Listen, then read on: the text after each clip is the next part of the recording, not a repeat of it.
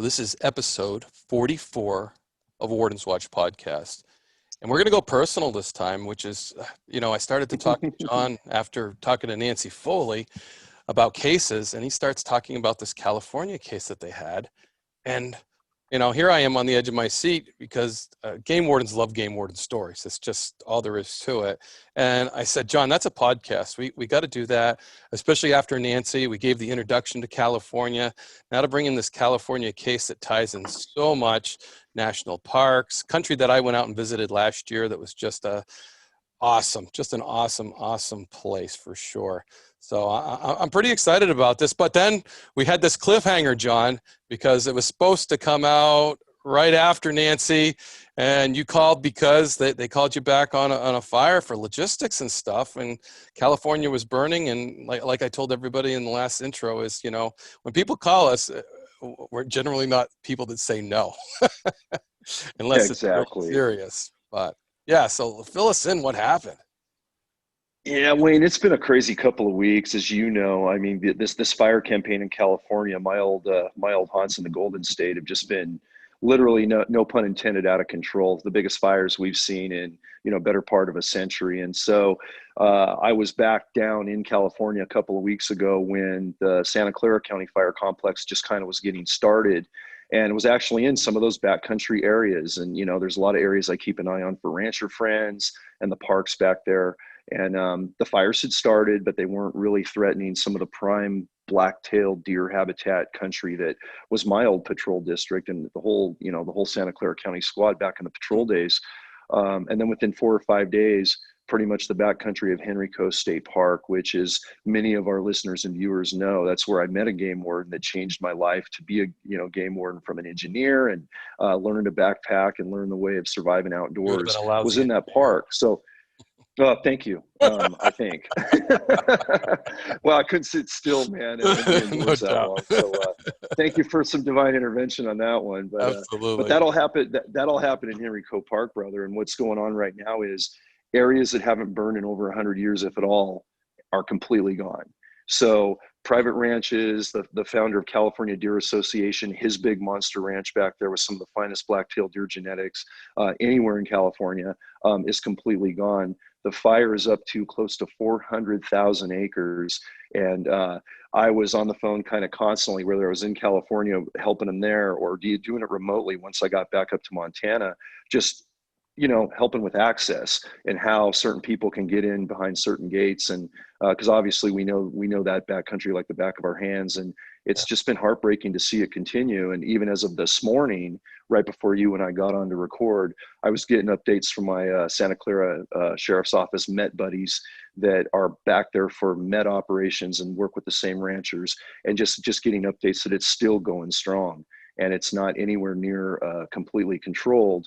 And just waiting for that fall weather to turn and get some weather that's going to do it.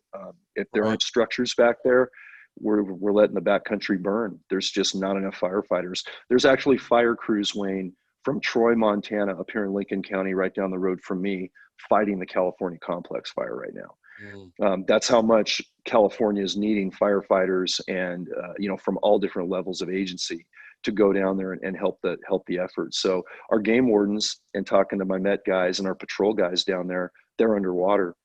In fact, my partner, now Lieutenant Kyle Kroll, up there in Sierra County and that area, did a great job in the middle of the fire complex up there, kind of re-diverting a cattleman trying to rescue his cattle during this fire complex in another part of California. And that's my partner back way before the Met days that we're going to talk about, a case he put together that we worked together, an undercover case today. So just kind of a small world, how it's all kind of coming together. You're seeing thin green line game wardens, fighting fires, evacuating people, rescuing cattle, and then you turn over to something like this and look at the undercover cases we do. And it just, it's kind of humbling how diverse and how crazy some of our job duties can get, Right. Yeah, we're doing things in the outdoors, and we chip in where we can, whether it's logistics or actually fighting fire as well. Anything they need when it's time to do that. And for an Easterner that's experienced that fire is unnerving, especially out west. You guys live with that threat on a constant basis. we get enough rain, so we don't live with it on a constant basis like you guys do. But I've been, out Yeah, in Idaho as a fire started and everything, and closing roads and access, and it's a very unnerving thing to know, not knowing actually where the fire is and where to get around it and stuff like that. So to have guys doing logistics, game wardens, and because they know that country like the back of their hand, it's just so helpful, especially when you're bringing resources in that don't know it. So you become an asset. Oh, well, great. Well, exactly. I want to get into this case, man. I made you stop as we're describing it because I'm like, no, wait. This is a podcast. We got to let the listeners hear this because I thought it was great. And it's just so cool to hear all the different aspects and everything. So why don't you take it away?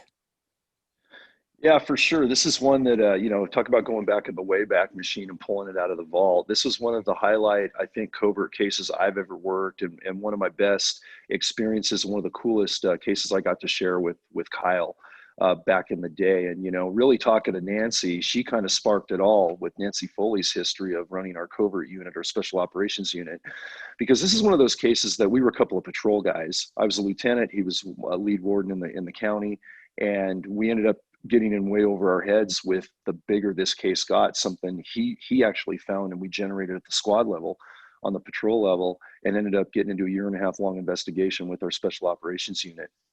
um, and ironically, this whole thing ropes back to, cartel marijuana cultivation is how it all started. But I'm going to back up a little bit by saying this happened between 2006 and 2007, went on for about a 1.5 years. We started the investigation in August of 2006 and weren't really serving a better part of 15 to 20 search and arrest warrants all over the state of California until the very end of 2007, actually in December. Um, and this was just a couple of years after Kyle had been near fatally shot in that first marijuana grow that we talked about from the August 5th, 2005 shooting.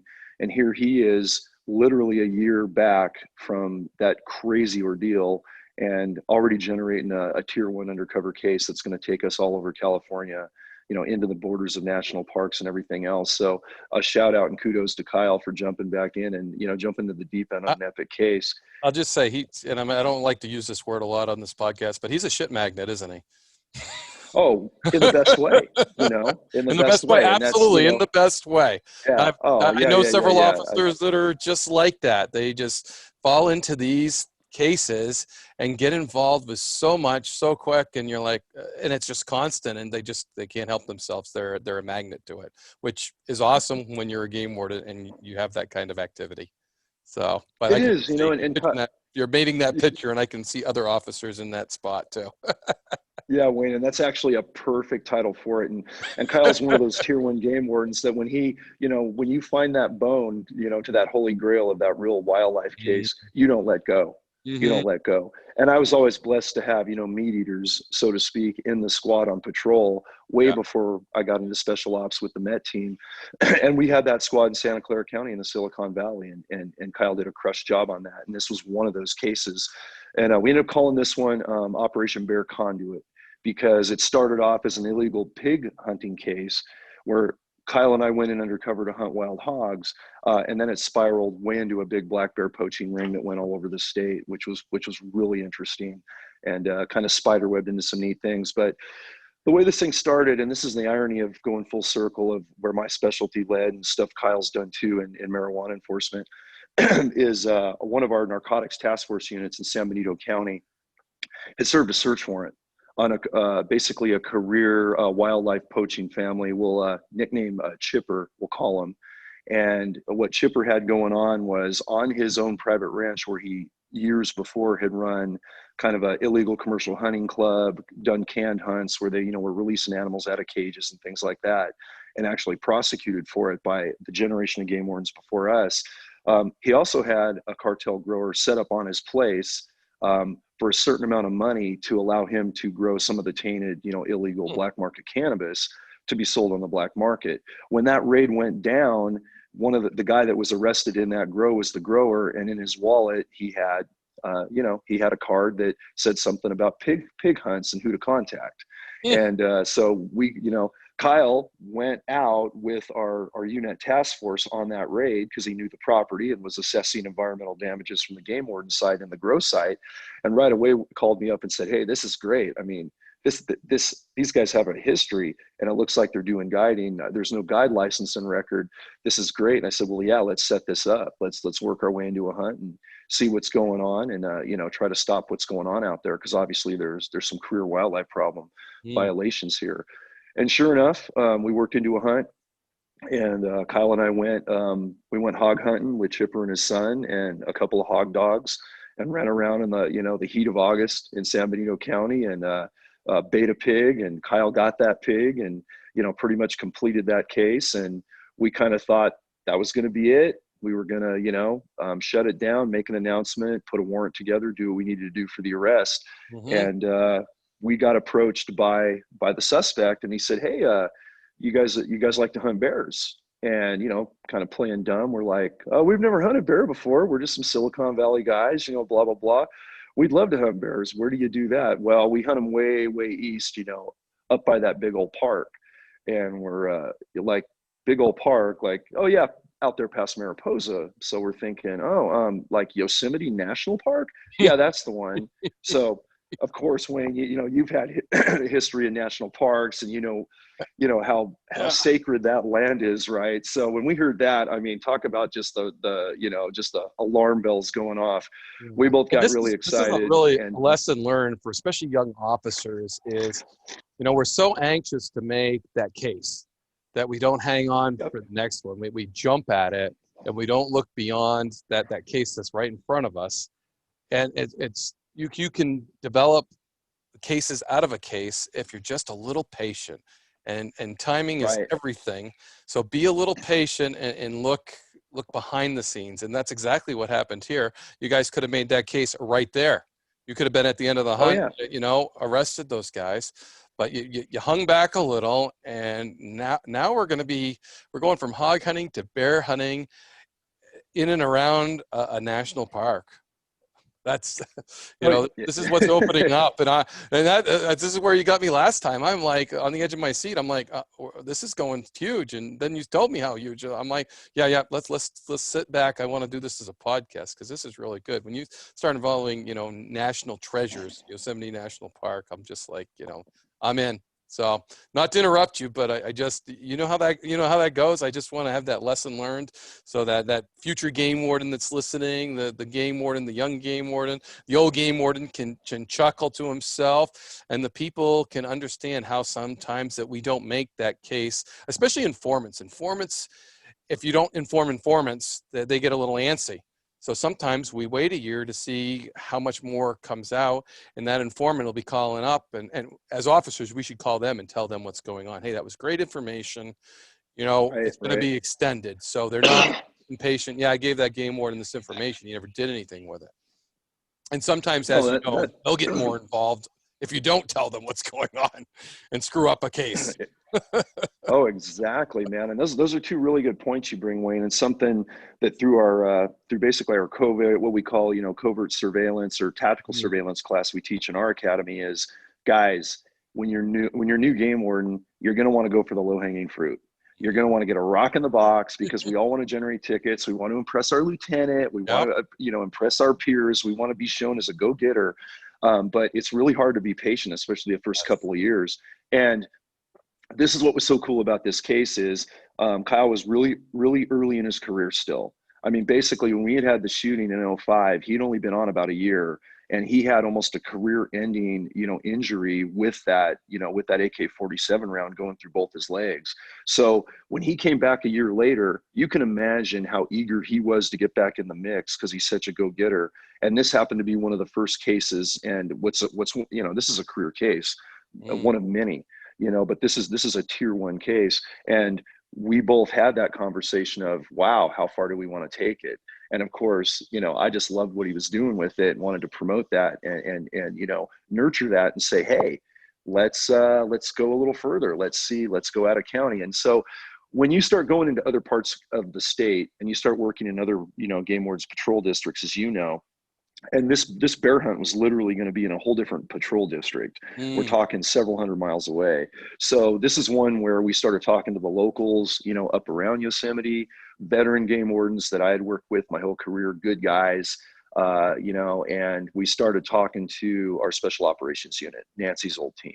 right. And we had a lot of friends and a lot of allies. We had done a lot of we had assisted them a lot. I had a history working with SOU. Kyle was starting to have a history working with SOU, and the SOU folks really like these kind of cases when patrol can bring something that's you know, a little different, you know, and especially with black bear in California, where black bear sits in California, that makes this poaching case so unique is our main felony statute in our fish and game code is based on bear violations. Mm, You can't sell bear parts, right? You can't commercially trade any of that. So when you start talking about taking an over limit of bears, hunter trespass for bears, going into a national park for bears, or even being on the border of a national park potentially in Yosemite, mm, this hit a lot of red alert signals. So we started integrating with our undercover team. We had to work with national parks. We had a lot of you know, in the woods late at night meetings with national park rangers and administrators in NPS on working in their park and mhm. actually working jointly as National Park Service rangers and being identified as such. They were great to work with. Yeah, They kind of let us, you know, run with the ball since we were kind of the active faces of the case, if you will. But they were always there for support, and they were always kind of, you know, in the information chain, if you will. right. So so after that pig hunt, we were kind of eager, and you know, that pig hunt was in August. Obviously bear hunt's going to be this fall, hunting's going to come up, and we did our first hunt and our first bear hunt right on the edge of Yosemite with one of our colleagues from the undercover team, the special operations unit. You know, a whole weekend camping with these guys, and of course when Chipper takes us to the mountains and we do this long 4 hour 5 hour drive into Yosemite gorgeous country, we start meeting more accomplices. And as you know, if you're patient, more poachers come out of the woodwork. And we start getting guys like codename Cowboy Mike, Naughty, Cruz, Blue, Mexican Mike, all these guys that have a lot of hog dogs, a lot of bear dogs, a lot of them have criminal violations, a lot of them have fish and wildlife violations. One of them was a convicted felon, and he's running around with, you know, guns in his truck, obviously. And the dogs are going crazy. They're hitting scents. They're treeing bears. And I want to qualify right now that this was back in the era when you could hunt bears with dogs in Hmm. California. We lost that about, you know, we're going back over 5 years ago, if not longer, when that was banned in California. But hound hunting for bears was a very, very big practice in California. And what very few people understand about the Golden State, they think of LA and San Francisco and the Silicon Valley. They don't realize that one of the best black bear populations and the biggest black bears in the country are in California. And we have a ton of them, just like mountain lions. So out of state Utah hunters they're the big contingent of houndsmen that are really dedicated houndsmen know of that area, especially up on that Nevada border, because our bears are huge. They don't hibernate. They stay fortified, eating a ton of food all year long. So there are some monster black bears, and people know that, and these guys know that. So it was their old haunting ground to go up in that Mariposa country and poach right into Yosemite, and it had happened for many years, but just they had kind of gotten away with it. So the first bear hunt we did in October of that year, we treated a bear. It was a mature bear, and of course they were telling us to shoot it, and we were playing along, and we did what we had to do, and we had tags, and we harvested a black bear, watched the dogs work, really kind of embedded a little further with these guys, and they were getting very comfortable with you know, kind of the whole excitement of the process. um, and we continued to do more hunts because more suspects were being roped in. They were talking And about who do bringing they more think you houndsmen are? in they They think wanted us you're to work with. some big wheels from Silicon Valley. Did you have to throw a lot of money, or did you have to No, go high it was one. technology, or what was your covers? Yeah, it was kind of a kind of an uncle nephew deal, you know, just some tradesmen in the valley. I'll leave it at that. Yeah, Not tech types, but you know, a little naive I didn't to expect you to not be a really tech guy. bear hunting. Yeah, yeah. But it was kind of that deal where we were kind of a family partnership, and we were just kind of new to hunting in general. And you know, and the two things that that people like to hunt in California are wild hogs, and there's a lot of legitimate wild hog guides all over, the Central Coast and Northern Mm. California. So that kind of let us in. And then, not being from that area, the illegal guide Chipper in the beginning said, "Would you guys like to hunt bears? Because that's kind of the holy grail in California, is that big Yeah. black bear." So we kind of worked into that naively, and once these guys got to know us and saw that we were, kind of like a couple excitable young guys, they were like, "Okay, we can trust these guys. Let's go." Mm-hmm. And that was a fine line, because when you're in these camps, for 3 days at a time, and you're in the middle of nowhere, you're hearing and seeing some pretty heinous stuff. Right. I mean, just ridiculous stuff. I remember we had harvested that first bear in October the first year, but because we were told about all these other houndsmen that treat lions all the time, and it killed multiple mountain lions in this same area. And of course, the mountain lion is a protected mammal in California, and we've talked about that on our other podcasts. In fact, Jack Carr on the Thin Green Line podcast had a real good question about managing mountain lions when there's so many of them and you can't legally hunt them.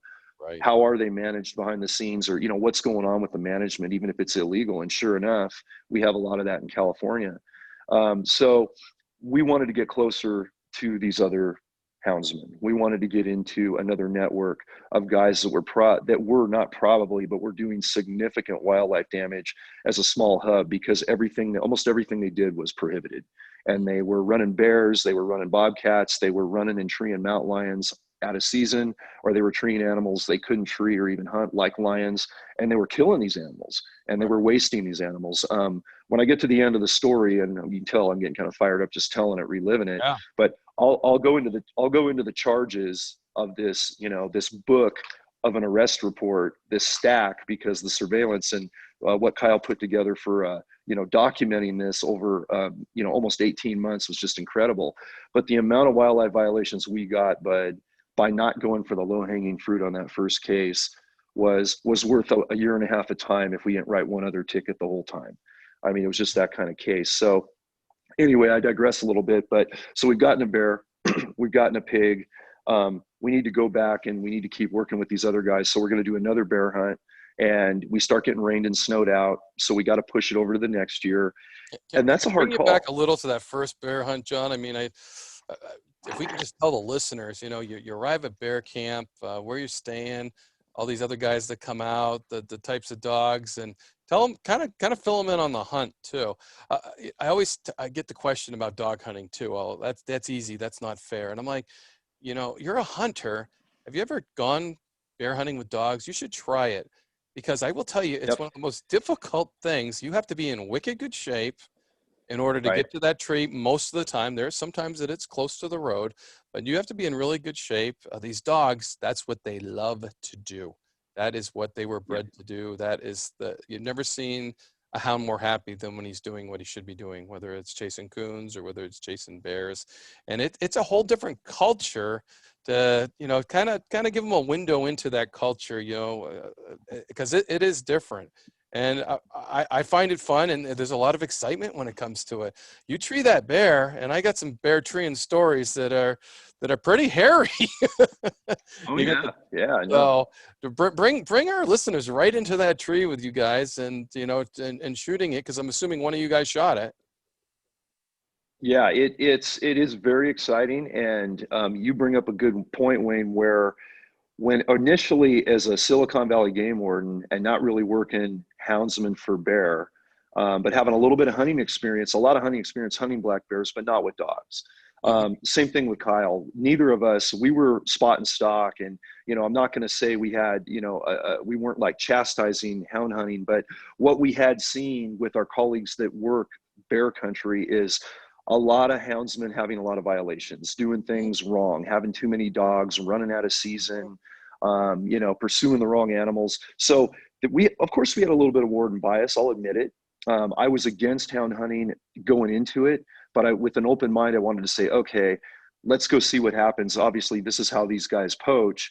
Let's see how they do it with hounds, if they do it right, but they're doing it in the park, or what's kind of going on. So you're right. When hound hunting is done legally and it's done ethically, it truly is one of the most effective ways to selectively find the right bear and not harvest the wrong bear, and or leave that bear alone when it's treed, bring the dogs off, disappear, and let that bear climb out of the tree Yes. and move on.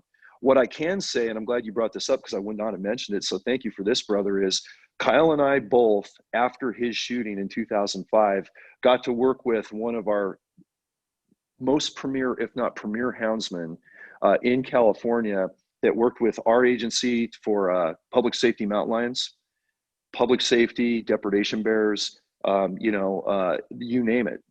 And he was so good at this and did it so legally by the numbers in the best part of California where some of the biggest bears are. We each went bear hunting with him a couple of years apart as Kyle was recovering after that gunfight.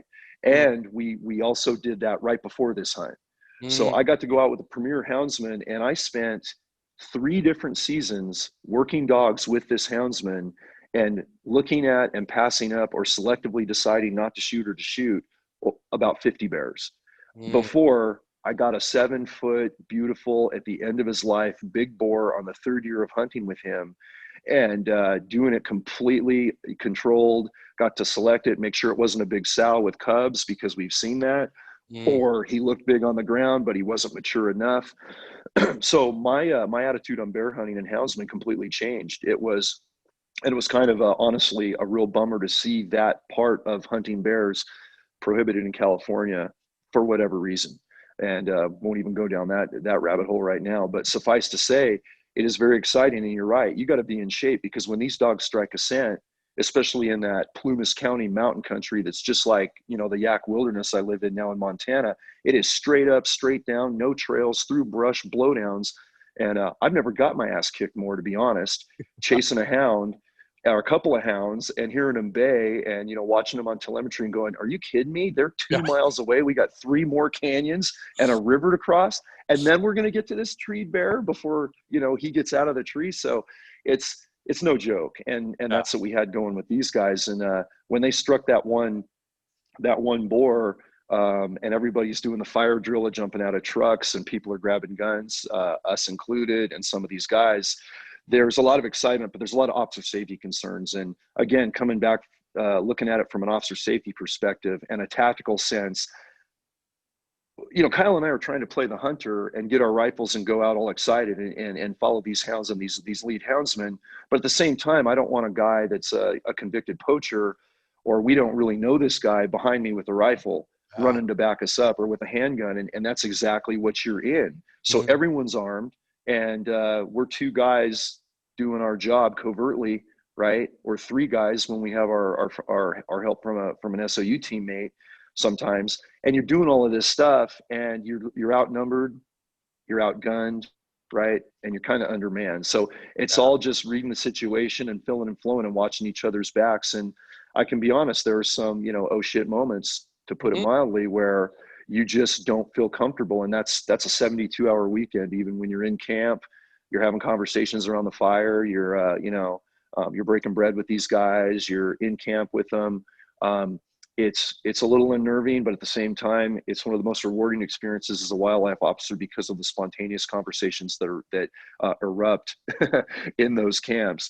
And for the sake of our viewers, it's good to know that of how crazy it can get.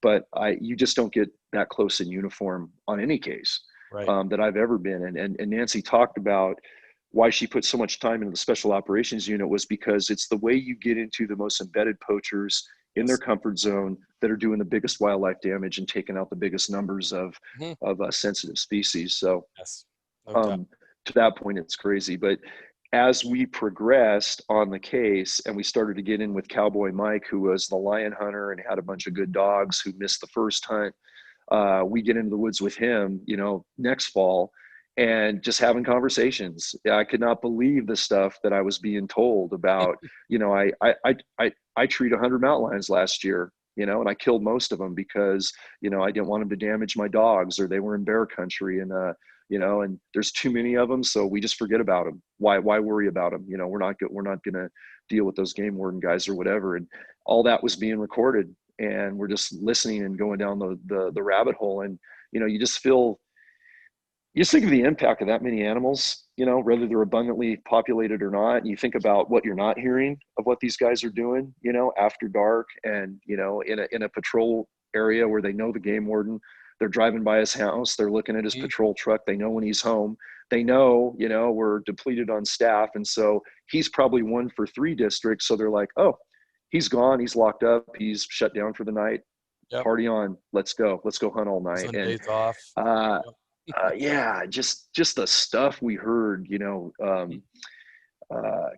weekend after weekend after weekend. It ended up being, we did 2 pig hunts. We went back and did another pig hunt back on the ranch, to freshen that up and to also see what else would kind of come from that case where that cartel grow was, next summer. And we did a total of 3 bear hunts, and ended up executing a multitude of search warrants on a statewide takedown with the Special Operations Unit coordinating with us and integrating patrol and undercover officers, and probably had 50 to 70 officers, if not more, on that statewide takedown and numerous other agencies. And I'll just read some of the charges if you guys will bear with me for a minute. But when you put that much work into it, and kudos to Kyle for, you know, putting this package together, but we had criminal conspiracy, which is a felony on 4 suspects. We had a convicted felon in possession of a firearm, which on any level, you know, is a big one. We had a penal code violation of offering a false or forged instruments to be filed, registered, or recorded. So false documents, lying on, you know, applications for business licenses, whether it's a commercial hunt club or a guide license, unlawfully engaging in the business of guiding without having that guide's license and all the necessaries, unlawfully maintaining a commercial hunt club, failing to maintain guide log books, obtaining license through false statements, so some perjury.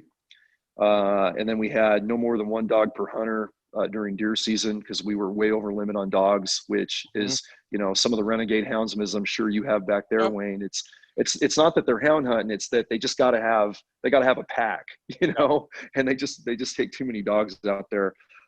We also had, hunter trespass on private lands, you know, private land on next to public land, little land holdings of private land, and then right there on the Yosemite Park border, unlawful possession of mountain lion, and waste of game, and many more. But those are just some of the highlight ones. And that all generated from just diving in deep and doing it unconventional and taking the time, and having to wait almost a whole year to get into phase 2. And it's one thing I can say from that case, that was the longest undercover operation that I was involved in. I think the longest one Kyle's been involved in up through his career. That may have changed, but now that he's a lieutenant like you and me, I think he's probably pretty busy running a whole squad and doing ops, you know? Right. But I remember a little bit of, we were getting a little anxious when we'd wait a couple of months and you wouldn't hear back from people. Then all of a sudden they'd get you, you know, the guides would contact you back randomly. Were they still going to be good? Were we going to get into the statute of limitations on some of these misdemeanors if we didn't have the felonies? All those different things start to become an issue. But, you know, once the next fall started, we were getting phone calls, and, you know, they were telling us where to send deposits for the next hunt, and it was on. So being patient, that one tested patience, because we had to wait a long time to close that case out. A year and a half. That's unnerving when you're waiting, because those guys could trip across you guys in a uniform somewhere, or see a photo of you or something. So you're always thinking, well, they didn't call. I wonder if they found out, if they, you know, if they came across that, if they saw an episode of Wild Justice. I'm sure this was before that. But those are all things you have to think of. And even when you're engaged with these people, you're fighting your norm.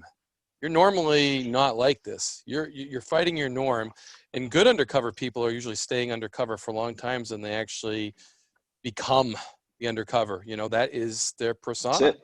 And that's what makes it very effective, is that's what you do, and that's what you eat, breathe. For a uniformed officer to go undercover, it's very tricky. You have to be on your toes constantly, so you're saying the right things. Or, you know, he hands you a gun and you say, oh, that's a Glock 23, you know, chambered in 357, and they look at you like, how the heck did he know that when he's not supposed to know anything about it? So, you know, it's those types of things that you're familiar with. It when you pull out your John Norris knife and snap that out, and they go, well, where the heck did you get that? Those types of things that are normal to us normally, and we become unnormal. It's totally against our nature, and we're fighting our nature when you do that. So you have to be constantly on your toes. And when you're not engaged with them, you're always thinking, did they find out? Did they trip across this? Are they going to call? And you can't be calling them all the time. You got to let them come to you, and then it starts rolling again. And now you're like, oh, good, everything's all set. We're norm, and we're right back on it. So, second phase. Yeah, I'm excited now because I hope we kill a mountain lion. So, Yeah, exactly. And you have to, you're building. You got the hog, you got the bear, and now I'm like, man, after him telling you all that, Cowboy Mike tells you all about these lions. Let's get him.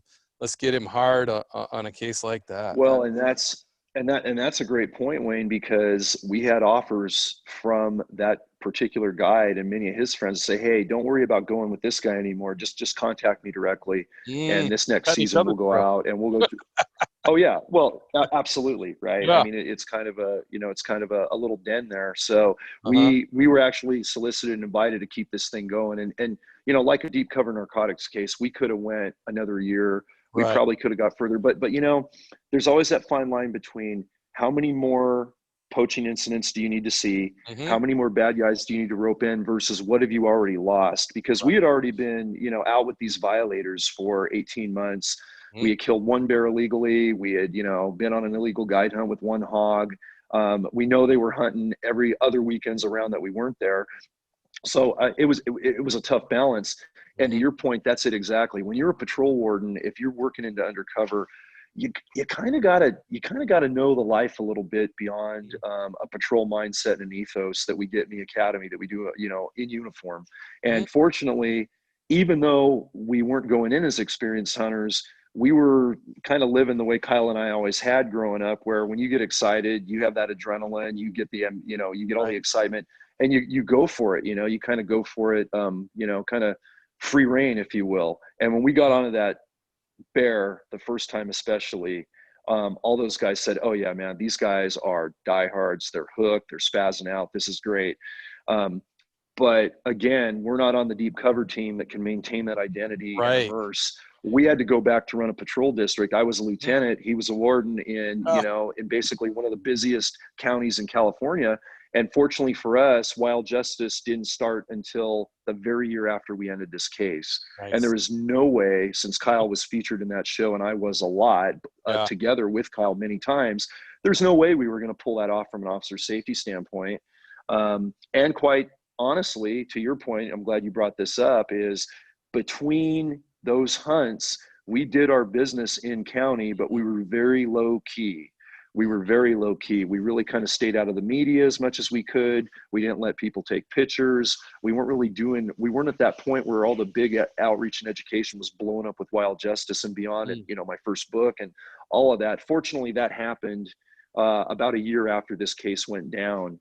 And then, there's a point where you just got to mourn the loss of the ability to go undercover, because I knew for me, after all the years of deep cover I had done, either on my own illegal guiding cases before Kyle joined the squad, because we had several, or before working with the special operations unit, doing everything from the abalone North Coast poaching situation to some other deep cover stuff.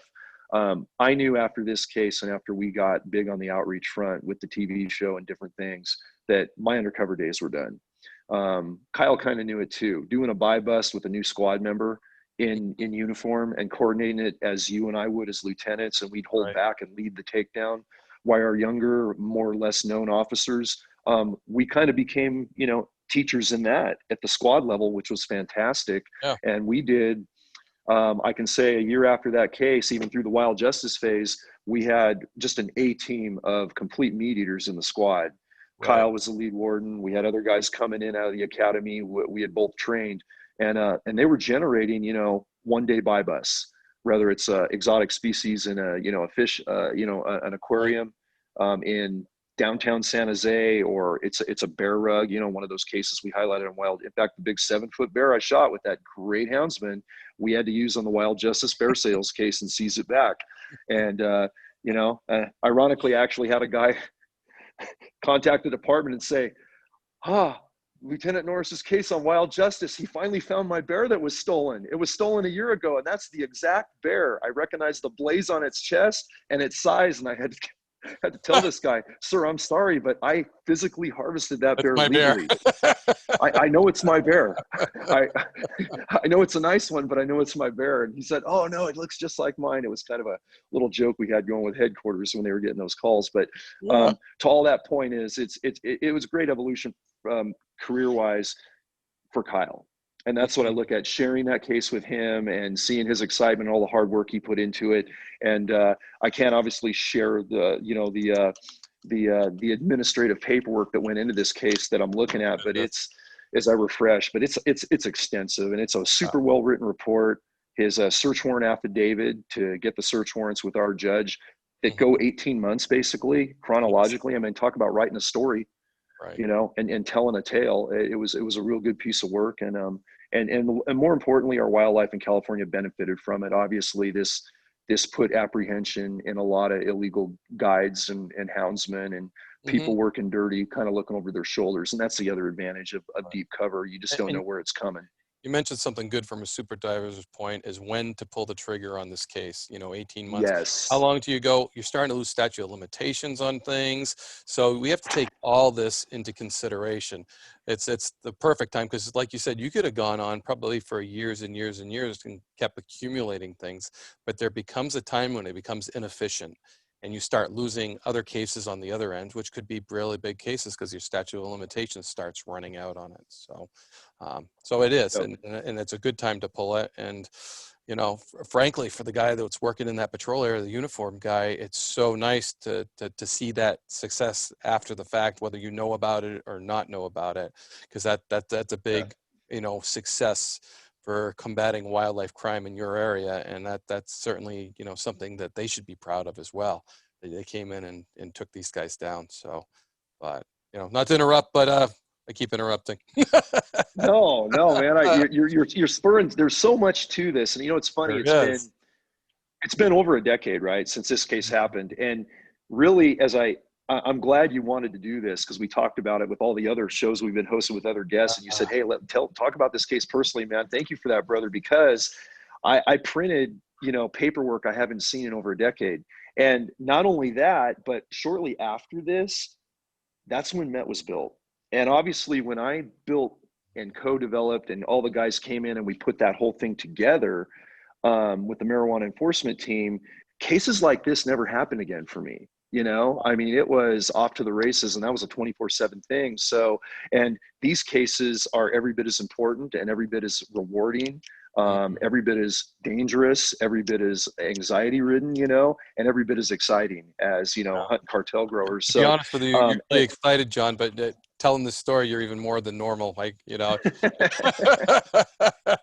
sure our listeners will pick this up, because there's a lot of pride that went into this too. And to relive that, and like you said, review everything and look at it.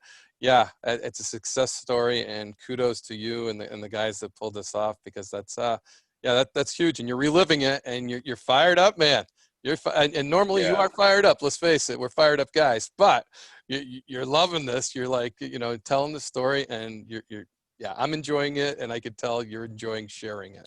So, well, yeah, no, for sure, Wayne. And one thing I got to point out is this is the significance of this case happening when it did, because of what had happened to Kyle physically in that first shooting. And for me, this was Kyle's baby. And what makes this so rewarding is he put this thing together. I went along and helped out. That's it. I supported him. That's what lieutenants do. That's what we do, man. That's what we do. And, in different situations, we may have never been able to do this case administratively. If we didn't have good supervision and a captain above me that said, okay, you guys stay on it. Work with SOU. We had a great relationship with the Special Operations Unit. I had a great relationship with headquarters command staff. And if we didn't have that, there's no way patrol could have continued this, as with all the burdens we have to do as lieutenants and what our wardens are doing day to day, doing calls for service. So, and this was Kyle coming back after that injury, like with a a hard heavy metal rock jam saying, I'm back. Yeah. So I've been what a way to get back and in the understand game. that very well.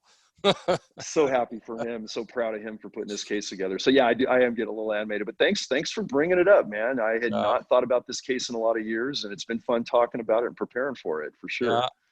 Now that second phase, that did you ever were you ever there when they actually killed the mountain lion illegally, or did we have to just use all No, that? You weren't, huh? Dang. no, we No. went back and there was we did not go on that hunt. We had pulled the plug, but there was But a one of lot the of charges documentation was and one of the charges you read was it unlawful possession of mountain lion? yep, yep. There were some mountain So, lion parts found during the search warrant from excellent. a previously, illegally taken animal. And that was one of the things. I'm glad you bring that up as well. Is we were really, really careful with our briefings on our search teams because we had so many search teams and so many patrol wardens working all over the state simultaneously. The logistics of that in a state as big as California, not having people cell phoning each other until it's already up. But yeah, we found a lot of contraband in a lot of these houses, you know, whether it be mountain lion parts, bear parts, evidence of poaching in other places, weapons in a house that shouldn't have them because of a convicted felon statute. I mean, different things like that. And that's kind of, what are we going to find on the Easter egg hunt in a search warrant? We've been working with these guys in the field for 18 months. What's their life like at home? And to me, that's a really interesting, exciting part about wrapping up a case is what do you find on that final search, arrest, takedown? And do Mm, you get more, fruits of the poisonous tree, so to speak? And yeah, we right. got a bunch. And And that's it's where just that not charge was bragging generated. about it. It is actually No, no, they're bragging. It was all true. And it when you was all did true. search warrants, you corroborated their verbal. You corroborated with evidence, physical evidence. So, and that's where those charges came from. It's Yeah, and you go back and you listen to the audio tapes of those recorded conversations, and you're like, "Wow, did he really say that? Back that up. Let's listen to that again." And he said it with confidence, and he said it with a little bit of bravado, mm. and sure enough, let's say it was an exaggeration, You and guys were only wearing wires. we weren't wearing wires, but we were recording in unique ways. I'll just say Okay. that. Yeah, yeah, because again, from officer Yep. safety Nope.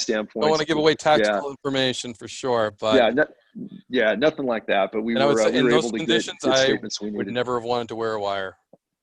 No, we And don't you know how don't it. do wires. And And you see running after the hounds as your tape recorder falls out of your shirt or something. Yeah, yeah, that would. exactly, Yeah, but exactly. that's not Yep, going to happen because there's no way that you can keep those things solid. I found that out on Northwood's Law.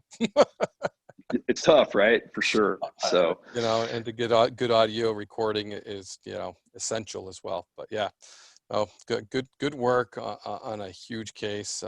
The park rangers, were they able to work with you on the search warrants, or was anything inside Yosemite that we actually we did? didn't have to search. We didn't have to search anything inside Yosemite, but we did have them helping up on the park border, and they were in, kind of in the loop on where we were serving warrants, what we were doing, and certainly we had some agents, with the Park Service on the federal level Mhm. standing by in the event we found any other, documentation or any other evidence that would have provided something for a federal case during the search warrant phase. So yeah, we had them. They were great to work with. They were absolutely great to work with. We didn't end up needing a whole lot of help from them because none of the takedowns actually happened in, national park proper, if you will.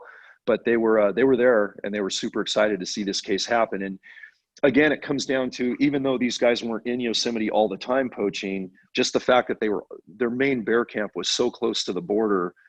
No one had any idea these guys were, kind of natives of this one area, and they were really low key in it.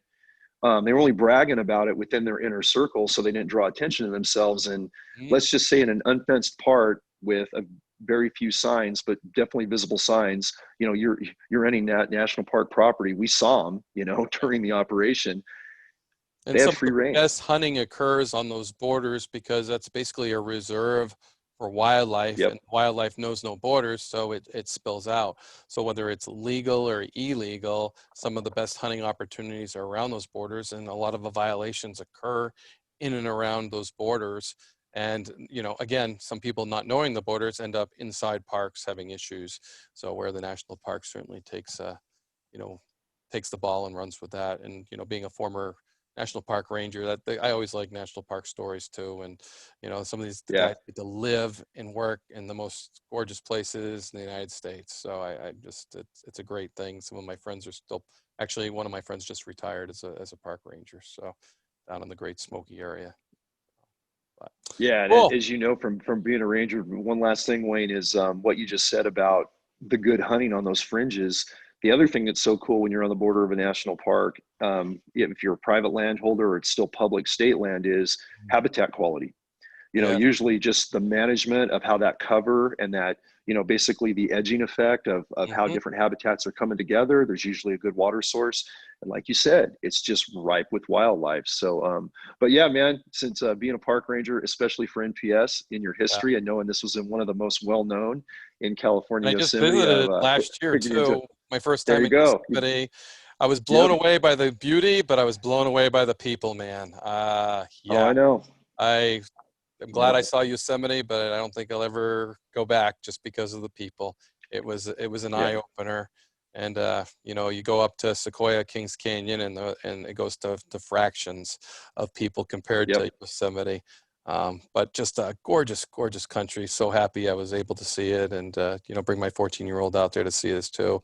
Those the sequoias are probably the most humbling thing in the wildlife that I've ever experienced, and to be able to get out there away from the crowds and take a walk, you know, maybe late evening or something, and just sit among those giant trees is spiritual. I'll say that. It's just Yeah. amazing. So if anybody ever listeners get an opportunity to do that, that they need to, and try to find that quiet time. You know, everybody goes to see the Sherman tree. So yeah, if Yep. you want to see the biggest tree there, but there's some just as big, and it's so much more quieter. Take a walk out there, and then pick your times: early morning, late evenings. Yeah, it's something spiritual about being among those ancient trees. That's pretty cool. So I'm Incredible. glad I get to experience a little bit of the state that you worked in. So, because it's a pretty awesome place, and the wildlife you protected, you know, specifically this case, you know, huge animals that everybody loves. We all love bears. We all love, you know, mountain lions. I guess not so much hogs, but that's what started this case rolling and getting in there. So thanks for giving us a peek into that case, giving us a peek into California. That was enjoyable for me, and I'm sure our listeners are going to love hearing it too. So thanks, John. You bet, man.